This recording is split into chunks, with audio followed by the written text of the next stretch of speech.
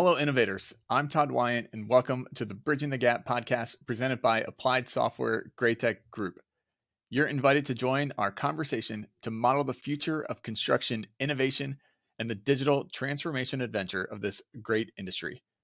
My guest today is Rob Bonifacio. He's the owner and operator of Bonifab Custom. For the last 8 years, he has been teaching college-level trades, machining and welding, as well as sharing trade content to over 250,000 followers on social media under the handle Bonifab Custom. Welcome to the show, Rob. And apologies if I butchered the last name. Was I anywhere in the ballpark? Yeah, no, you're Okay. close. That's close enough. How do you actually say it? Bonifacio. Bonifacio. Okay. Bonifacio, yeah. I like it. So how did you get into the industry? Well, it was a long time ago. I actually had an opportunity to work in the trades when I was about 19 years old. And then luckily I took that opportunity, and it was as an apprentice mold maker, which is basically the high end on machining side. Uh-huh. And I got into that, and I had this opportunity, and then I just went with it. And ever since then, it's been about 30 years in that type of industry with fabrication, machining, welding, all kinds of things like that. And then I basically did it on my own after that, after I did my apprenticeship, and the rest is history. Yeah. So what about it gripped you at a young age to say, yeah, this is not only pretty cool, but I really want to make a career out of it? So to tell you the truth, so I really started looking into it. I was a semi-professional motorcycle racer at one point when I was young. And if you know anything about motorcycle racing, it gets expensive because there's a lot of parts that are custom made.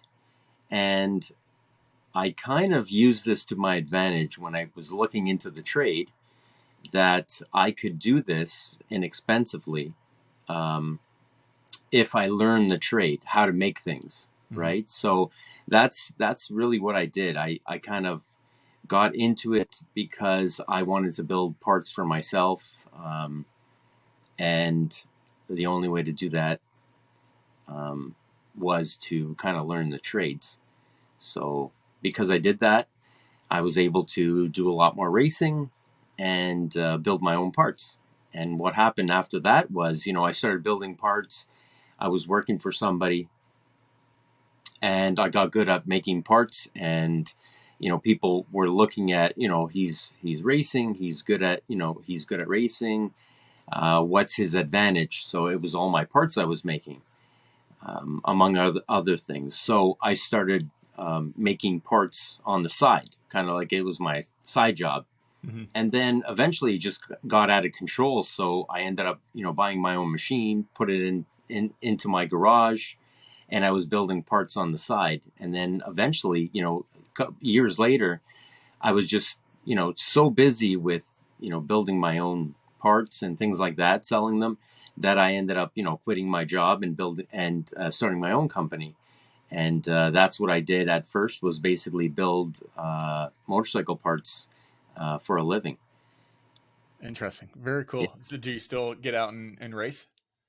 Probably the last time I've been out was about 3 years ago, and I went with my son-in-law, and I actually crashed at there's a track in Canada, in Toronto, Canada, called Mossport, and it's a really fast course, and I actually crashed there, and then nothing happened. I didn't hurt myself or anything, and after that I was like, yeah, maybe I should stop the racing and the track days and things like that. So I kind of, after that, we got more into something a little bit safer, go-kart racing. So, Nice. I could still build parts and we can still have fun. So I got more into that, and that's about what I do now. There you go. Nice. Yeah. At least you have an outlet of some kind still. That's right. Yeah. It has to be something, right? I like it. I like it. So you get a new project. Walk me through what's your process? Because I've seen your work on Instagram, and it's amazing what you can do. Like, So I'd love to kind of hear that journey of process from getting the new project all the way into to finishing.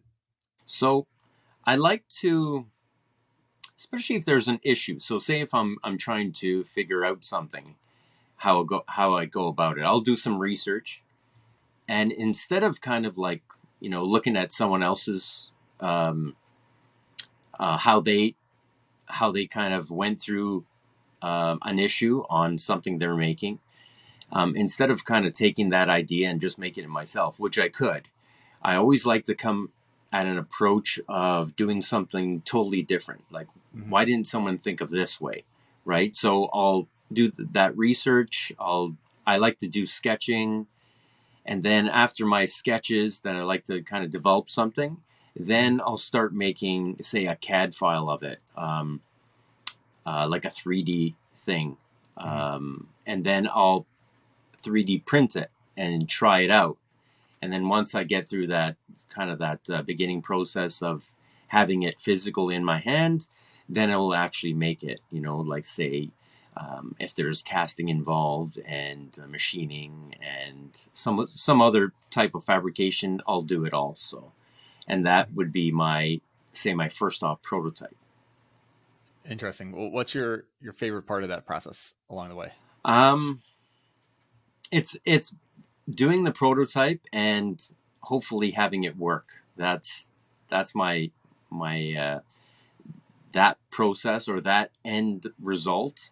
Not the production, but the prototype and kind of figuring that out is like, that's what I look forward to, Yeah. really. So like bringing all the ideas to life R- in that right. To seeing a early version. real physical, yeah, like seeing it all come together and kind of work out, hopefully, Yeah, right? you're right. You Or you can not, and only you be learn from it. right, right, and that's what it is. I kind of over engineer things um, so that I wouldn't have as much failure. Um, so I give it a lot of thought, and sometimes Uh-huh. even coming up with a project or thinking of a process. Um, if I can't think of it right away, I like to give it some time, and it's always on the back of my mind, and it always seems to be like to work out that if I give it that time, I come up with a better solution. I don't know what it is. It's subconsciously I'm thinking about it, Mhm. but it seems to work out like that if I give it some time. Mhm. So that's really interesting. How do you uh, maybe dial back the pressure then of having to get it, quickly on like you're on a deadline. You're trying to just kind of cram it Right. in and make it work as fast as It you can, but still have a good product. then that would require no sleep. Really. I once had this project. I've never so I got this job to do some mandrel bending. So mandrel bending is a type of bending of, say, a tubing that you're supporting the inside, you're supporting the outside, so you don't get any kinks in the tubing. Mhm. Now, at the time, I've never done mandrel bending, but I took on a job of mandrel bending, a certain project, and I always like that. I like that, you know, uh, that trying to overcome something I've never done, right? Mhm. And because of that, and this was a big task. So, and I was on a timeline too, and basically, I just it was like no sleep for like 3 4 days, honestly, trying different things to try and get this thing to work. Because I knew the concept of it, but the specifics of it, nobody could tell me, or I couldn't find because no one did this type of bending before. Mhm. So I had to just, trial and error. That's just what it is. And I just kept at it. And finally, thankfully, it came through. So it actually worked in the end. So, which was good. But I did almost give up, giving up was not an option. That's just, so I just had to do it. Right. So when it comes down to it, like, I've been known to not sleep, which is not good for you, but I've been known to like work many hours, long hours, to try and get things done, projects and things like that, so. Yeah. So what sparked your desire to really share your passion for the trades with others across social media? Because I think it's really cool. One of the um, kind of things that I say a lot is there's a marketing problem here in construction because a lot of people aren't doing what you're doing of sharing all That's the right. cool stuff that's going on and what you're actually doing on a day-to-day job. So what really sparked that desire to share? So it's really simple. It's because other people aren't sharing, and I couldn't find the answers to what I wanted, Mhm. right? Certain processes and certain things, how to make things happen, in a fabrication sense. That sparked me to share more, right? So I was like, well, there's no one else doing it. Why aren't they doing that? The only way things are going to move ahead, or we're going to get new ideas or new processes, is by sharing, right? And someone else is going to take a little bit of your idea or a little bit of someone else's idea and put those together, and they're going to have a different thought on how to do it, and hopefully they're going to share also, and that's just going to make things progress, sooner and faster, right? The more we Mhm. can share and the more we can um, share. So I thought that what's the best way of sharing that's free and really brings the world, makes the world a smaller place, is social media, right? So I've never done it before up until about 2.5 years ago. And then I just, took it upon myself to start sharing and meeting people and putting out my ideas and my thoughts and stuff like that on processes and stuff. And it really, um, and it really expanded kind of my thoughts on how to share and stuff like that. And like that, after that, I really promoted to students that I had, and they did the same things, right? So I don't know. I think that's really what motivated me, is to kind of, because no one else is doing it. Yeah.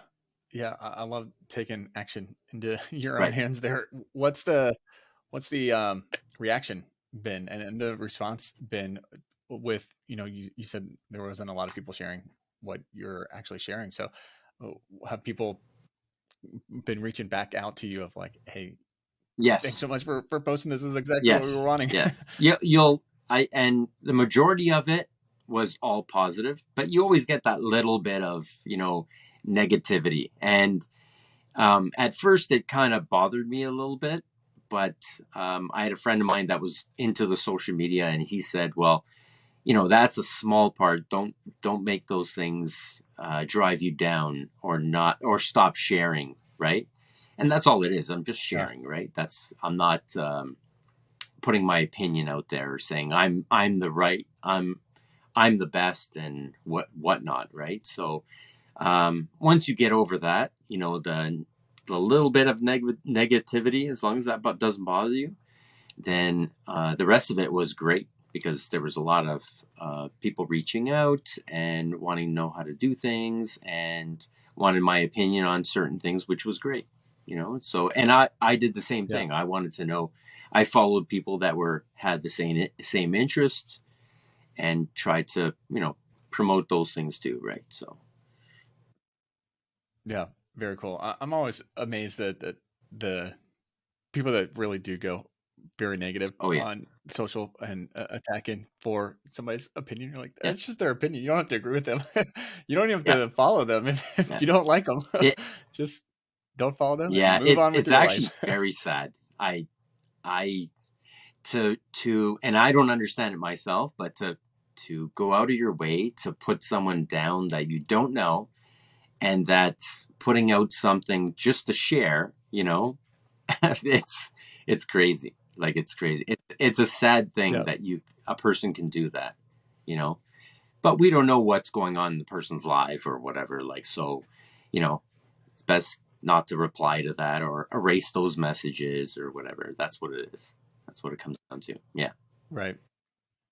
Yeah, I agree. So, kind of take me back to those early days of really developing your social presence. You said you hadn't done a lot on social. So, what was it like really building that? And uh, did you set out to kind of become an influencer on social? Was that the N- goal, or It what was was the it was honestly original it was goal? kind of like a dare thing. Um, yeah, it was Oh funny yeah. because I one day I said to my wife, okay, I'm gonna, I'm watching a lot of social media. I've been watching, say YouTube and things like that. And I said, I Hmm. think I've done enough of watching, and I'm gonna start creating. Like start making things and sharing them, just like everyone else's, right? And she kind of laughed and said, okay, well, you know, let's see how that's going to go, right? And I have two daughters, and they're not really into the social media thing. And I said, well, you know what? I think if someone else can do it, I'm going to do it. I've always had that type of that thought in mind that if someone else can make this, I can make it. Or not as good as they, Yeah. but I could do it. I could try, right? So what I did was I started, my social media accounts, and I made it a goal that I would post something every day. And I thought if I'd be consistent, I'm going to post something every day and not think about it, right? Because a lot of people, what I've found, that they think a lot about it, and they think, okay, I'm not going anywhere. I'm going to give up, right? And I thought, well, I'm not going to think about it. I'm just going to post my things that I make. I'm just, this is all new to me, videotaping, and I'm going to keep it simple. So I'm going to do everything with my phone. I'm going to edit with my phone. I'm going to video with my phone. And if I use multiple phones, that's fine. But at least I can keep it simple by doing everything on my phone. I'm not going to spend too much time doing it. And that's what I did. And Mm. about a year later of posting and posting, I started getting a little bit of a following, right? And, I didn't give up. I just kept on going. And then what happened was I started going viral on a couple of platforms. And I believe it's really about consistency. You putting out videos and again, not thinking too much about it, kind of making sure that you're putting out something that, say, if it has to do with me talking about something, you can hear it well. If it's something about video, they can see it well. So then people can get a good idea of what you're trying to put out, what kind of social media, right? What kind of. So that's what Hmm. I did. And then, like I said, I went viral like after a few years. And then that's what got my following, was because of going viral and making sure that I still um, put out uh, good content, right? So Yeah. Yeah. I love the yeah, freedom that you gave yourself at the start of it, because I think that that's a common pitfall that a lot of people make is they try to right, over engineer it and overcomplicate it and have to have the perfect plan, and so they get paralyzed because, oh well, is this the perfect plan, right, or they have so much detail that there's no way they right, can sustain it and actually keep it going. And that right, consistency is huge. It's I mean, that's with anything in life. If you want to get better at it, you got to be consistent at really practicing and right. honing your craft at it. So Yeah, yeah, social no, media is no, no different. and I really promoted it after to like students and told them, well, if Mhm. I can do it, if I can get a following and on social media, you can think of a plan to kind of get yourself going, especially as a young person, right? A young person has way more opportunity. They just have to take it, right? I was kind of showing that, I'm older, and, if I can do it with social media, right, from nothing, then as a young person, for sure, it's like the opportunity's there. I've seen it time and time again that people have made careers, people I know have made careers by just being consistent, putting out, content and really simple stuff. It doesn't have to be, over extravagant, right? So Mhm. it's a powerful Yeah. thing. You just got to have that, that consistency and that urge to do that, right? Yeah, absolutely. Why do you think it is so important for people to put themselves out there and share what's actually happening in the trades and construction more broadly? Yeah, because again, without sharing, um, we're not, we won't get that innovation, right? That like that change, especially like say as women in trades, right? The more we see, the more people or more women will want to join the trade, right? Or know Mhm. that, oh, I could do that. I could be involved with that, right? And what better than social media with different ones promoting those trades or promoting those careers with that, right? Like, again, it makes the world a small place, right? We can reach ones all over the world. It's unbelievable, right? Yeah, Mhm. and you don't really notice that until you are involved with social media, right? But Right. yeah, it's a powerful thing. I just think that Yeah. yeah, I just think that more people should start at, as like and when I say social media, I mean putting out content that can benefit people or benefit others, right? And yourself, right? Yeah. Yeah.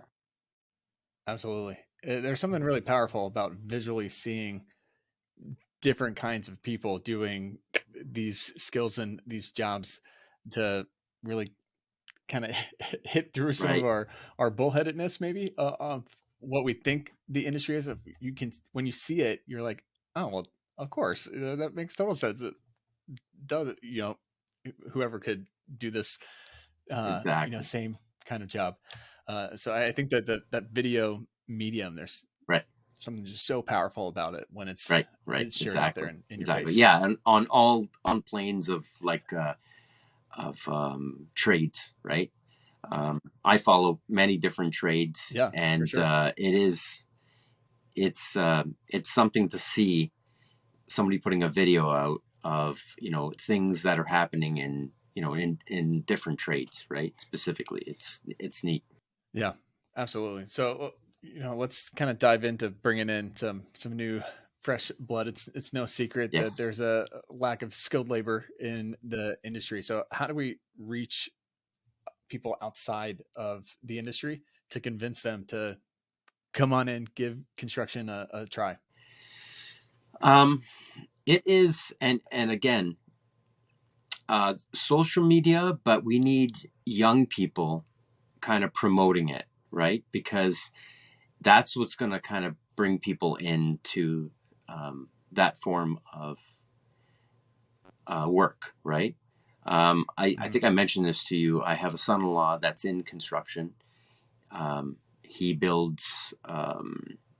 He used to be into like high-end tiling, and now he's into building like high-end, say, renovations, like full-on, say, man caves and garages and Nice. additions to homes, like, but Yeah. on the high-end market, right? And he's 26 years old, been doing it his whole life, and those are the type of people that can help young people kind of get that urge to want to get into those kind of trades, you know, Mhm. um, showing them kind of like, hey, this is what you could be doing, or this is a career you could be looking forward to, right? Um, I'm always trying to promote trades. We struggle too, even at the college, to try and get people kind of motivated to take trades, right? Because we have the school system, say the grade school system, that are not promoting trades; they're promoting university, right? Hmm. And I think if we start off there, maybe in the grade schools to kind of promote and to inform young people about careers in trades, things like that, we would probably get more that would be looking forward to that once they finish, their high school, or you know what I mean. Hmm. Yeah, yeah, absolutely. Because I think it's maybe less of getting them motivated to come into the trades versus breaking down the Right, stigmatism that they feel that they're going to get if they go to trade right, school. 'Cause, at least here in the States, I'm sure it's similar up in Canada that there's this weird perception of like, oh, you went to right, trade school. Well, I guess you couldn't make it in college, so right. you had to go to trade school. And it's like this uh, consolation prize when Yes, that's yeah. so No, it silly. is. Why is it a consolation prize? It's an equal thing. They went to trade school or they went to college. Great. What's it You're right. matter? I think it's awesome. Go into trade school. There's some people that are brilliant in Yep, the trades. Let them yep. go be brilliant, and they have a fantastic career and do great. So I think we, as a culture, need to do a much better job of celebrating That's that true. instead of kind of pushing it off on the side as something other and not the ideal Right. path Or where it's looking the right, co-equal or path. looking down on it, or thinking, oh, because Hmm. I never went to like higher education, it's not the same as going to university, right? Um, Now, Right. what we've noticed in the last probably 5 years here in Canada, like Ontario, Canada, is that we've had probably 50% of our students uh, come from, say, university. So they went to Mm. university, got out of university, and there was nothing for them. So they thought, well, I got to do something. I got student loans to pay.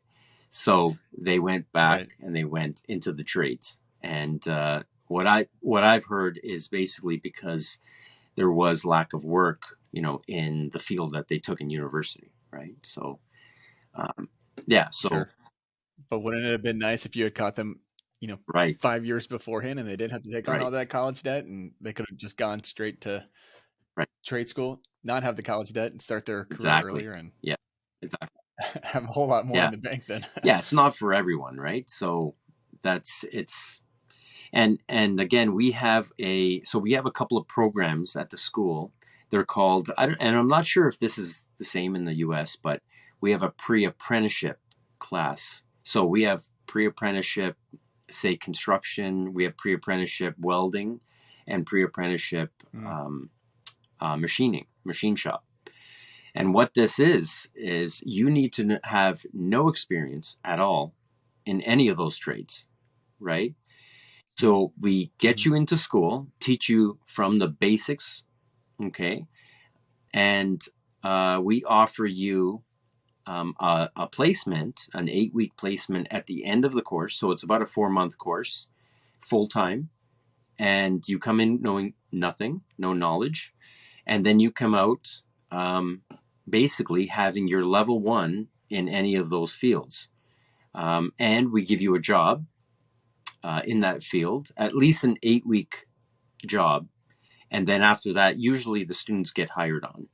But it's a great course Mhm. because if you're not sure of, like, say, if you want to get into trades, you take a pre-apprenticeship course, which doesn't cost you anything, and you learn the trade. If you don't like it, then you don't do anything with it, right? But if you like it, I mean, you just wasted. I mean, not wasted, but you just did. It was only 4 months, right?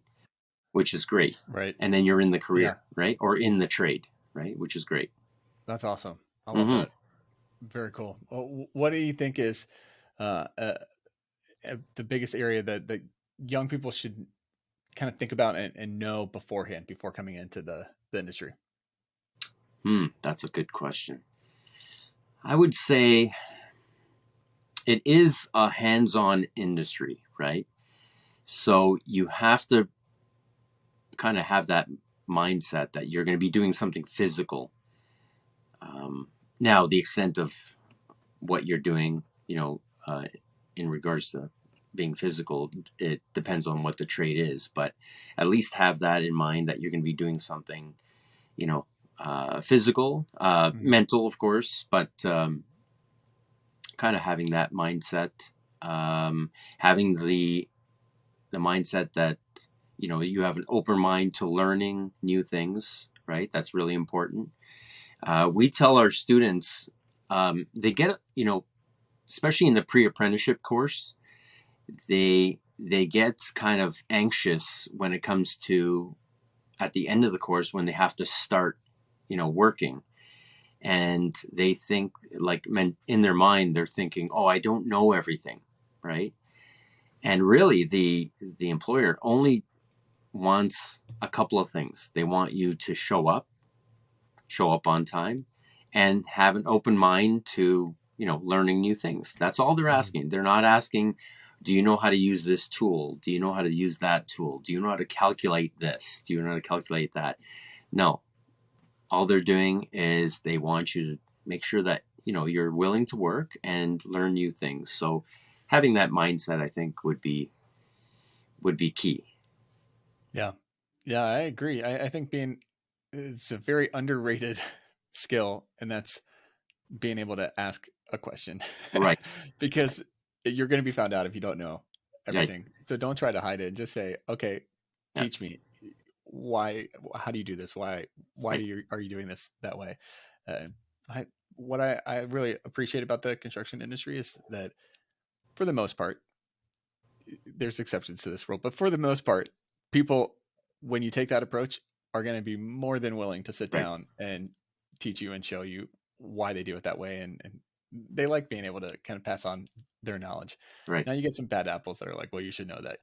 Right. Put those off on the side.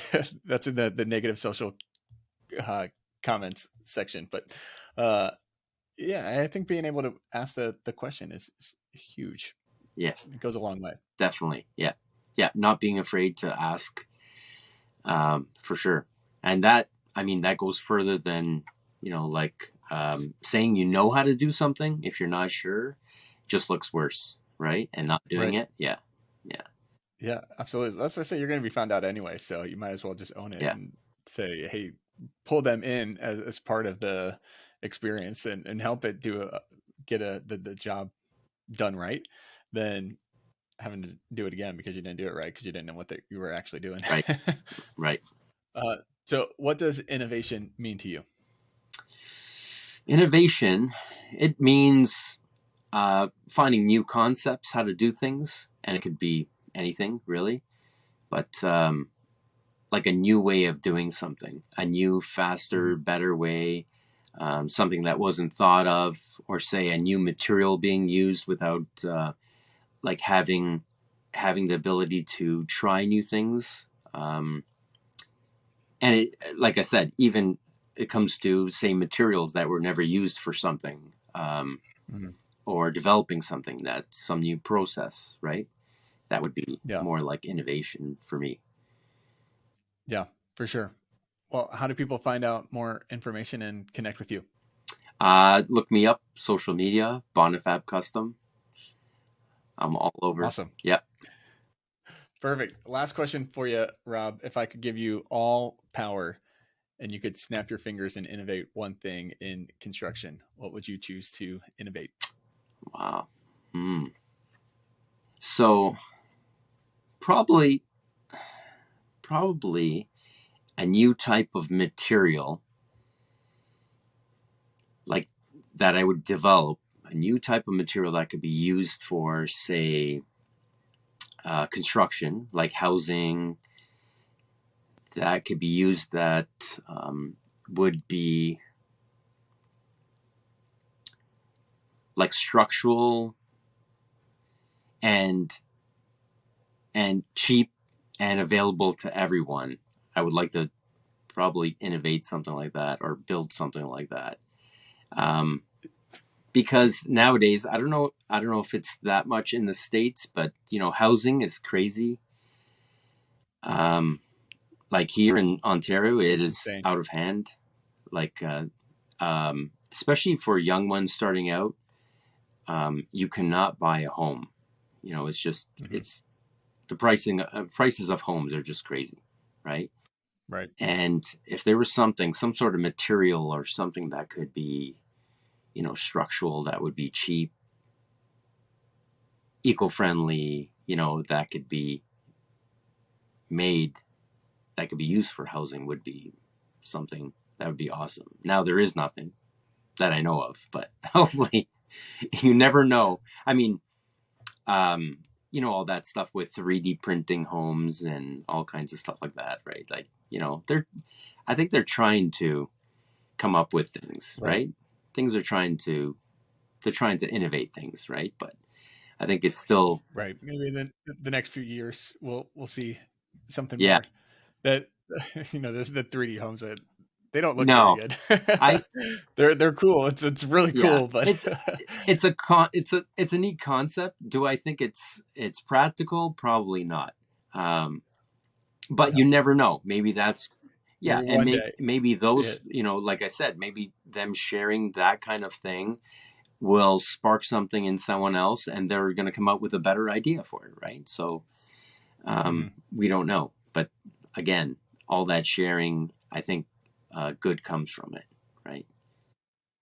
Yeah, I agree. I think that's a great way to end it. Thanks so much for coming on the No show, problem. Rob. I really appreciate the conversation and your insights and passion for the industry as well too. So keep on sharing.